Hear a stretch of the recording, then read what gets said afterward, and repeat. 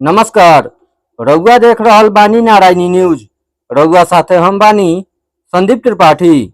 मुजा बंगरा मोड़ का लगे सड़क दुर्घटना में घायल मजदूर 48 बरिस के कमलेश्वर बैठा बुधवार के मर गईलन।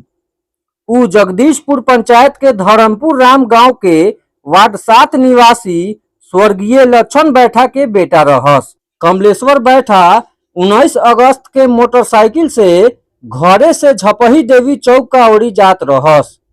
वार्ड सदस्य राजू बैठा बतौले कि अज्ञात वाहन के ठोकर से कमलेश्वर बैठा घायल हो गईलन। बेहोशी के हालत में मुजफ्फरपुर ले जायल गईल। उहवा उनकर हालत में सुधार ना देख के SKMCH ले जायल गईल, जहां इलाज के बेरी उ दम तुल दिहलन। कमलेश्वर बैठा का 3 गो बेटा आ 3 गो बेटी बा। उ मजदूरी क के आपन घर परिवार के भरण पोषण करत रहस। अब लइकन के माथा से बाप के साया हट गईल। BFA के उनकर दाह संस्कार कइल जाई।